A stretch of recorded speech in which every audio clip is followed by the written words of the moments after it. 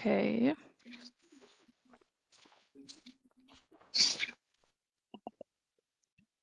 Then, Tom, if you see the slides, Yeah. the floor is yours.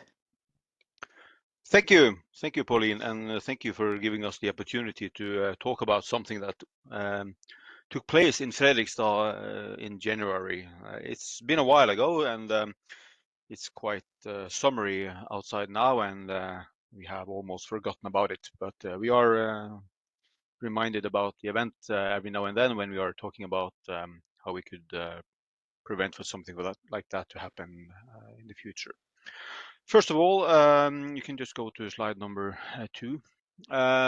Today I will talk a bit about the events that took place in our region and how they affected public transportation, particularly bus traffic. I will also touch upon some of the alternatives and how the bus traffic handled the situation. It is also interesting to look at what alternatives the travelers used, or if anything happened that could contribute to lasting change. We have learned from the pandemic that we can change habits and behavior patterns if necessary, but it may prove to be easier said than done if the duration of the unforeseen events is limited. I will describe a bit about how car sharing or ride sharing was initiated by the local newspaper and how it went. And I will touch upon the following. Why it happened is equally interesting, as it raised many questions related to safety and whether we could trust such facilities. In a world where we strive to work towards new, more sustainable modes of travel, it means that the public must trust the services they are provided. If the public does not trust the services and there are doubts about the safety, it could damage the reputation of both the administrative manager of the services, in this case, Østfold Public Transport, and especially the service provider, Nobina, which had just started its delivery at that time. So it's very vulnerable. We will also reflect on what the incident affected and its consequences, as well as how the various alternatives were utilized or not utilized, which is equally important to mention. What happened next? What measures were implemented, and how did Østfold Public Transport and Nobina manage to return to delivering satisfactory services to the public? Did the measures have a desired effect? And what thoughts do we have in hindsight? So you can go to slide 3. Thank you. The day that everything changes was the news headlines. The 22nd of January was that that strong fire at bus depot, 8 buses completely destroyed. That sounds not too dramatic, and that was a fateful afternoon when public transportation in our region came to a halt. Bus traffic stopped that day due to that fire and broke out without a clear cause. Number 4. The severe fire started in the afternoon at Nobina's gas refilling facility outside Fredrikstad. 5. The director of Østfold Public Transport stated to the media that they did not know when the routes will be back to normal operation as a result of the incident. Next. As you can see, it was quite dramatic, and you could see the fire from miles away. And 7. As the pictures show, the fire was intense with heavy smoke that could be seen for miles. Fortunately, no one was injured in the fire, and the fire department brought it under control by the afternoon. 8. The pictures show the burned out buses, and we can only imagine the consequences if the red buses in the background, which are the new electrical buses, had been closer and caught fire. In total, 8 buses were completely destroyed, resulting in losses worth 4 million euros. 10 buses, all in all, were put out of traffic. And when you go to slide 9, the buses were located at Nobina's gas refilling facility, approximately 12.2 kilometers in a straight line from Fredrikstad city center, about 15 kilometers by road. Next. The map shows Fredrikstad city center, and as you can see when you see Fredrikstad, there is also our living lab. You see on the downside of the map, it says Gamlebyen. That is also the location where Haik Ferry is operating. And on the downside of the map, you can see the industrial area, which is Øra industrial area here in Fredrikstad. And as you can see, the fire location in a straight line is 12.2 kilometers from the city center of Fredrikstad in Sarpsborg municipality. As you can see, when you see the rivers go connect those two cities, that means that public transportation goes in a circle in this region and connect those two cities with public transportation. And this affected public transportation as a whole, because all gas buses was put on hold until the cause of the fire was located. Next. The cause of the gas leak in the buses that caught fire in Sarpsborg has been found. Was reported March the 16th. This was reported by the bus company Novina. The reason is a software error in the tank system that regulates gas and pressure in combination with the large temperature fluctuations in January. It was quite cold here in January, and in between that we had some plus degrees that could affect the filling system. That said, that was not the only reason. There was a combined reasons for what happened, but they didn't have concluded with one exact reason. What they already also has said that the pressure on this station was slightly different from the pressure on the gas filling station located in Fredrikstad. This is now been sorted out and is now in operations. 12, thank you. So, what alternatives did the travelers have and what could they use? Bicycle, walking, ferry, taxi as a part of the travel guarantee, although this could be expensive for many. Home office, but what about the students? The local newspaper jumped in and launched the service Haike Central in Norwegian, which translates this directly to the Hitchhiker Central, but a better translation is carpooling central or carpooling service, better known as ride sharing, where you share a ride with someone going in the same direction as you. What is interesting here is that this was the local newspaper was inspired by a national newspaper from 2010, which launched a similar service based on the eruption that took place and that made people were not able to fly and travel. So they used this service to help people to commute and go back and forth to the different needs. What is interesting here is to see what really happened. I will show you a couple of pictures later on and some numbers, but will this service be viable? Will this mean something? Is it possible to shift from a well-known modality as buses to, for example, ride along someone that is going in the same direction, and how will that work?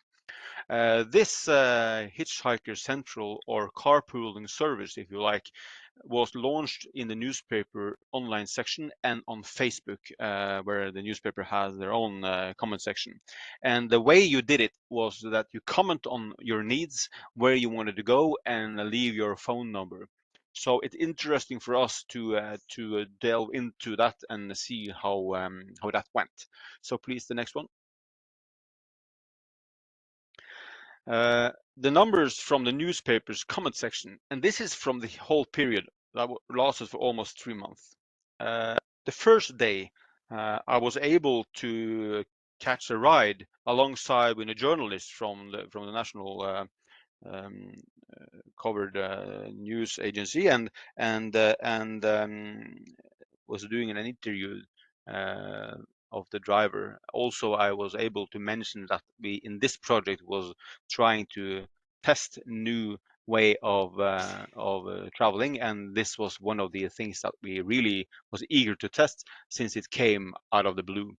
So saying the number of individual messages was 73. Unique messages about transportation needs and offers was 53. This is from the newspaper section. The percentage of unique messages was 72.6%, and that really was related to transport needs. We also have sorted out by gender. Approximately 38%, 28 was by women, and 34% men. And unidentified was approximately 27%. This is interesting. Those unidentified numbers were mostly men. I did a manual counting of that, and that was kind of meaning and sharing ideas, information, and other topics that was not directly related to transportation needs. But what we really saw was that the newspaper has more valid numbers of that really had needs for transportation. The next one, please. And this is the graphs, and where you can see the total messages versus unique transportation messages. This will also be available for everyone if they want to see this. And as you can see, there was if you combine the 34% and the 27%, you will see that mostly of the comments were made by men. There was a few comments made by women of those who were not identified directly, but I could sort them out and relate them to other comments that was made by other men in the comment section. Next one, please. The numbers from the newspaper's Facebook page. Well, this is interesting. Total number of comments was 152. Well, it started very fast and rapidly, and also sub comments after under other comments, and the total unique comments about transportation needs was only 11. That means 7.2%, quite a bit lower than from the newspaper online section. Next one, please.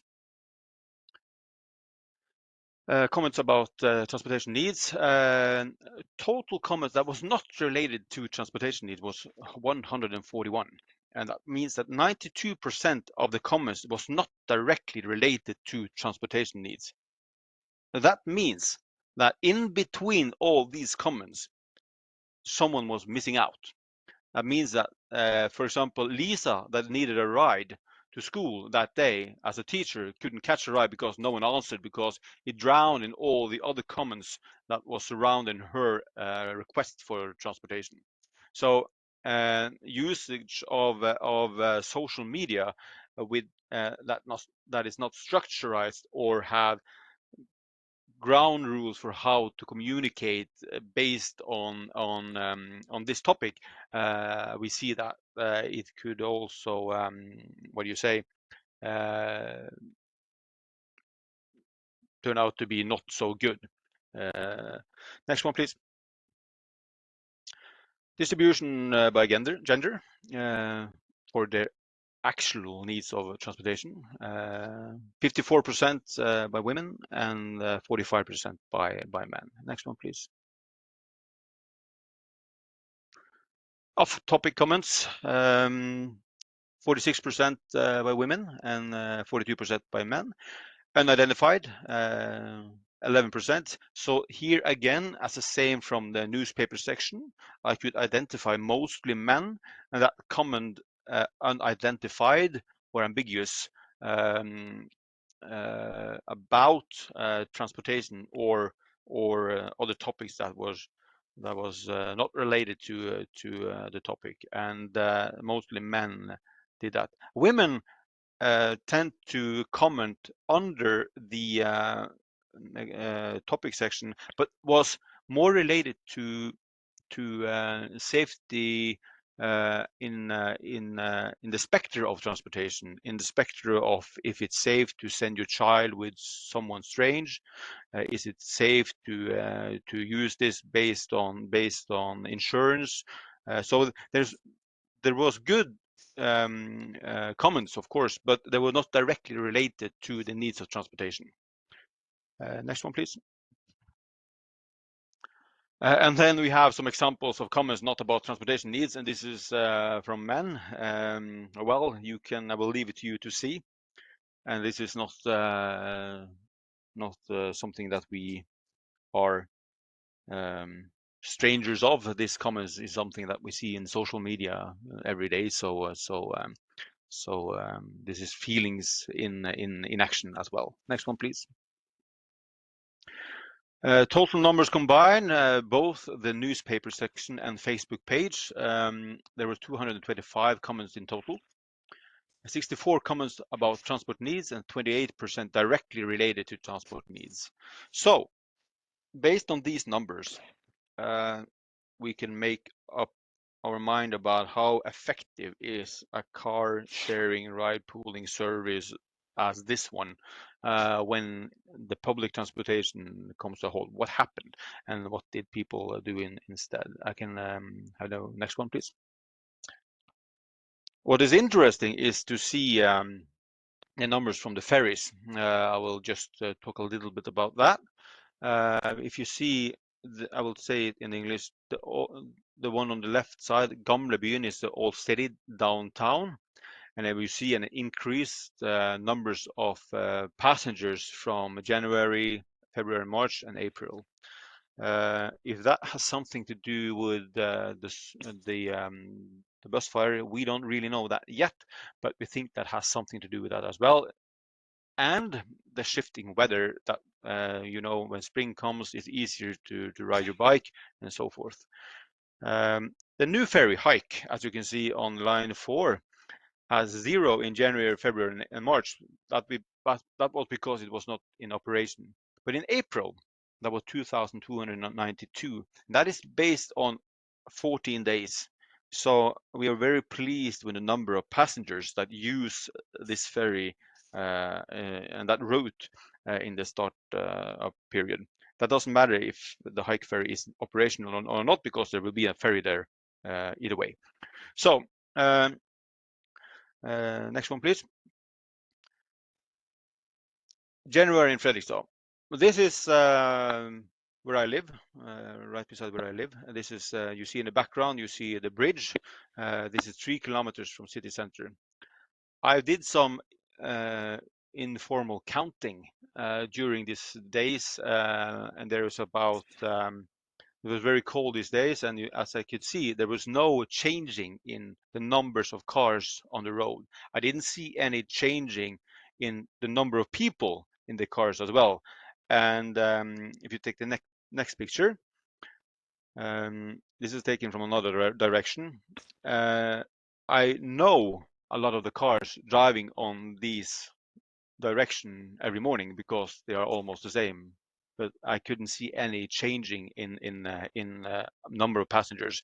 I didn't photograph them, film them, or made myself very visible to counting people, but it was very easy to see that everyone was in their own thoughts and just eager to go to work or their own activities. So what does that bring us? Next one, please. Well, as I can see, in European countries, different platforms are used. The interface between being a customer and the payment methods, where should the responsible lie?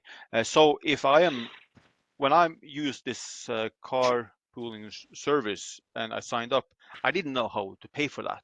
How should that be? There's no that is not regulated. So if I'm going to drive and have someone in my car for 1 month, how should we agree upon the payment? How would it affect me if I am somewhat making some money on that? I sent €5 to that woman that drove me to work because I didn't know what will be the fee. Should that be the bus fare, or should that be the taxi fare, or should that be something in between? So I took something in between. When we come to regulations. Car insurance, or lack thereof, plays a crucial role in this context. If you drive with someone that has an uninsured car, or a lack of insurance that is covered, should you have insurance that has covered for public transportation. So there's a lot of things to think about here. Legal considerations are also important when purchasing a car. People buy a car as a second car and use that. Um, how can we use this as to pivot people into to use this kind of services? Option to buy a car as alternative makes it more challenging to revert to other modes, as we see, or of transportation later on. So there was someone that bought a second car.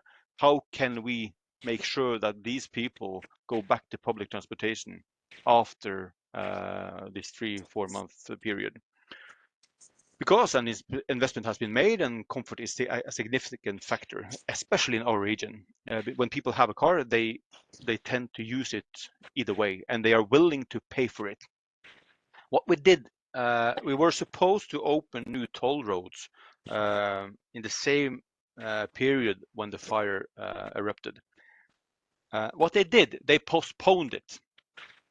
So instead of having this push intervention as a toll road is, we postponed it because of the fire and the buses didn't go. If we had continued the toll roads, we might have seen a slightly changing of use of different modalities, and how people could adapt to those different alternatives. So even in situations like the one we viewed, there is a need for well-functioning services that travelers can easily use. Of course, this is easier said than done, as we have said. If the services described here are to be implemented, laws and regulations must be examined to ensure that it is not unprofitable for any parties, while also lowering the threshold for usage. I cannot risk being penalized for fined for operating an unlicensed taxi if I choose to be available for this type of service. Uber is one example. The first did not work in Norway because of there was regulation for taxi and passenger transport that Uber did not want to comply with. They have now that because we have done a changing in the regulations that has opened for Uber in some of their services, and they have also changed their services so it's fits the system. So we are left with this question: if our goal, including through this project, is to increase the number of travelers using public transportation, what actions do we take, and who should take the initiative? So I think all in all, the carpooling initiative didn't work as well as we hoped for. Based on that, we have seen numbers that tells us that, well, it's not a surprise. So I will leave it with that, and the next one, please. So thank you. Thank you, Tom. Thank you on this very interesting angle on the topic. What I wanted to ask is, how did the people actually organize themselves to pair up to drive together? Because you said there were Facebook groups, there were newspaper articles and comments on that online, but how did they actually organize themselves? Because my takeaway from your presentation is that if something like this happens, because in Germany often there are hurricane, like small hurricanes or something that lead to problems traveling with the Deutsche Bahn. But then normally the companies themselves organize alternatives. And I was wondering if the bus company did offer a platform where people could exchange on connecting for driving with the car, or if just randomly citizens made Facebook groups where you can write, okay, today I have to go from there to there, because I think online is actually a great possibility to do that, right? Yeah, interesting. If the provider of public transportation was on top of this, they might could provide this kind of service and include it in the ticketing app, for example. They didn't. They showed for the travelers guarantee that you can order a taxi, pay for it, and you will have your money back afterwards. And here in Fredrikstad, that would cost something between 10 and 100 euros, depending on where you live. So that was very, very, very expensive for people to pay for upfront. People organize themselves through the comment section on the page that the newspaper had. There was one comment section they had on the newspaper and one comment section on the Facebook page. And how they organized it, where they were some people said my transportation need is this and that. Someone other replied, and they left their phone number, so they were connecting each other after that. What we don't know if there was subgroups that was made after this, where they continued to share rides. We don't know that, but based on the numbers that I have shown you now, we saw that after a few weeks or days, for that matter, it kind of silenced a bit. People, in my experience, also here at my work, easily changed behavioral patterns. All meetings were almost immediately turned into Teams meetings, and because all buses was prioritized for driving people kids to school, of course, that was the most important things, and vital functions in the society. So what I did mention was that uh, the public transportation provider signed an agreement with a Swedish company to borrow or rent buses, Swedish buses. But that came to a halt because the regulations in Sweden are different from the Norwegians.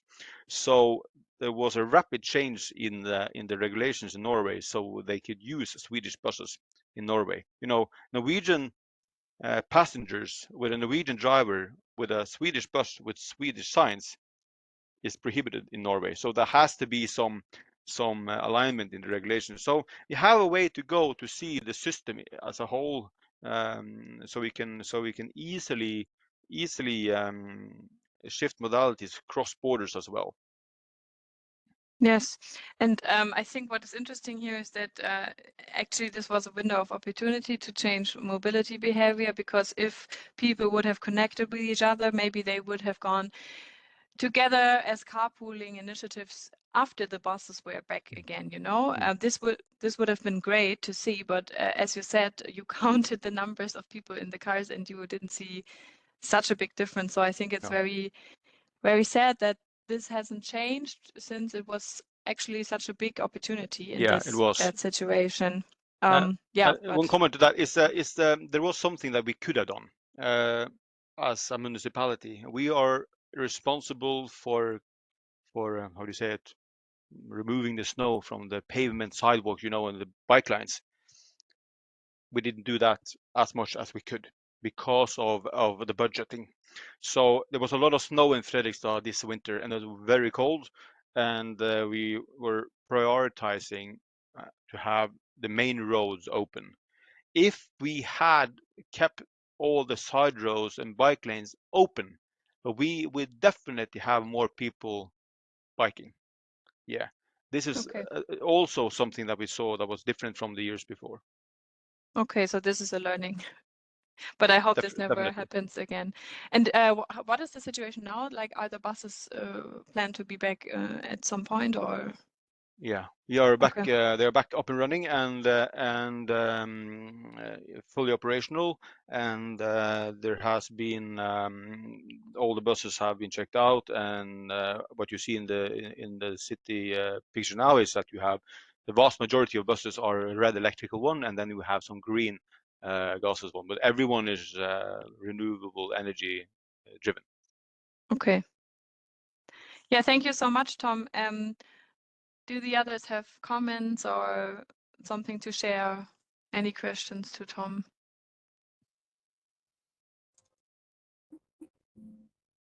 I would love to ask if, can you hear me?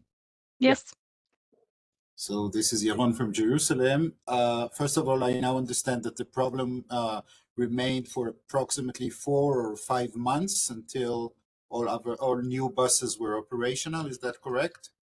Yeah, it was mainly, it didn't took long before we had buses that replaced the one that was burned, but still they were not able to operate in a full scale. So the main routes was put on hold, and there was mainly the traffic that was shifting between the schools in the city that was operational. And I could be corrected if that is wrong, but in where I live, there was no buses for several months. I think it lasted about 2.5 months before we were 100% operational. But still, I could walk a kilometer to another bus stop to take another bus, but they were so full, so I rather walked or used my bike. I would probably imagine that in your winter and in our summer, walking a kilometer is almost not an option because of weather issues. I can imagine. First of all, I want to say generally that it's an amazing issue. The issue of disruption in all of the shared urban mobility projects. What happens if you have a bad surprise, weather, fire, I don't know, some other crisis, okay? A disease, like you reminded of the coronavirus crisis that we had. There was always the question of how much before time you would know about it. Maybe climate, 4 days before that there's a storm coming. Fire is okay, and this is an amazing subject, maybe for further research in the future. I wanted to say in Israel we tried something that was called Waze Carpool, adding to our Google Maps Israeli version, which is Waze, a carpool section. Total failure, absolute failure. Didn't work at all, although it was the option itself was for free. The ferries are a replacement to buses, so the times of the ferry moving is equivalent to the bus moving on the road next to it, or it's another line, the ferry line. The ferry is continuing. It's a continuous back and forth during rush hour. Other than that, they are a lengthened arm of the public transportation, so they are a part of it. But we have not. They're not synchronized the routes because that will be impossible. The longest you have to wait for a ferry is 15 minutes, and it's and in one of the routes goes 24/7. So you can have a ferry whenever you like, just to cross the river, so you don't have to use the bridge. That said, we have seen an increased need of better coordination between those different transport modes, of course, and that is also something that we will work with in this project as well as one of the topics. And the last remark that I have, seeing the traffic. So first of all, it was very dark. I don't know at what hour of the day you took the picture, but or it was very deep into the winter, and then there's less light. But I did want to say, I understand there's no high occupants vehicle lane operating where you took the pictures, right? People are just standing in line. Do I understand that the buses would stand exactly in the same rush hour lane? No.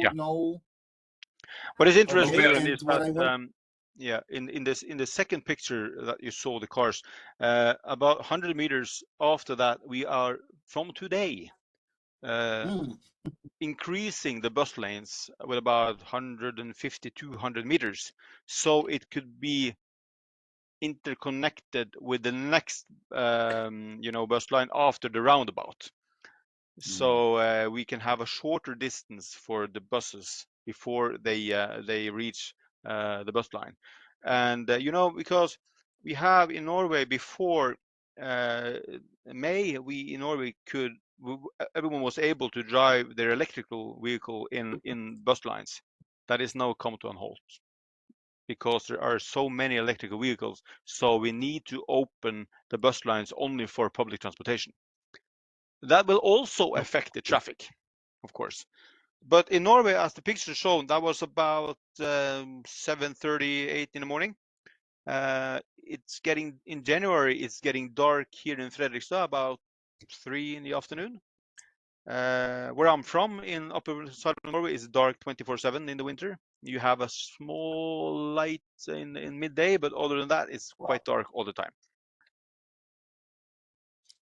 So I just wanted to comment on that, on the HOV issue, that in Israel there's now being a technological attempt at counting people in cars in order to see if there are actually enough people in the car in order to ride the high occupancy lane.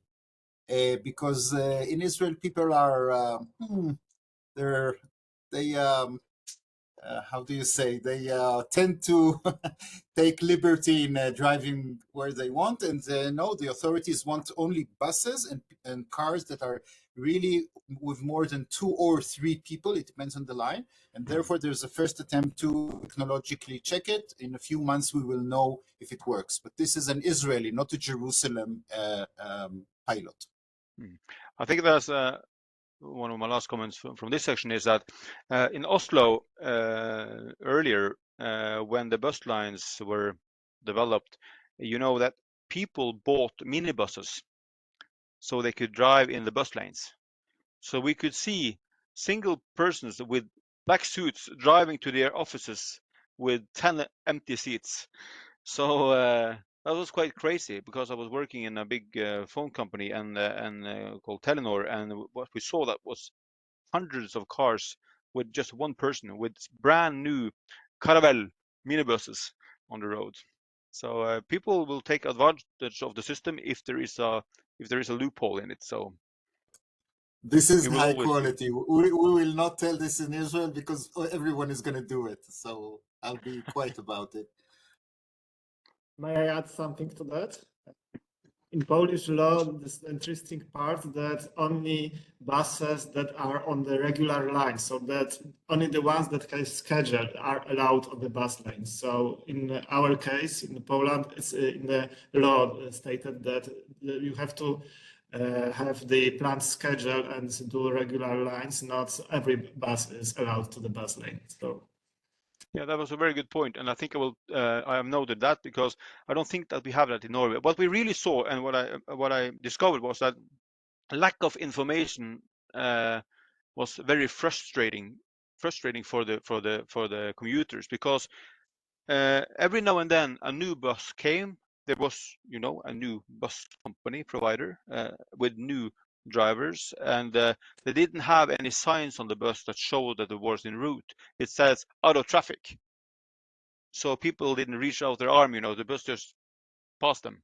So there was a lot of frustration as well going on this period. So it affected the how people was, yeah, thinking about the companies.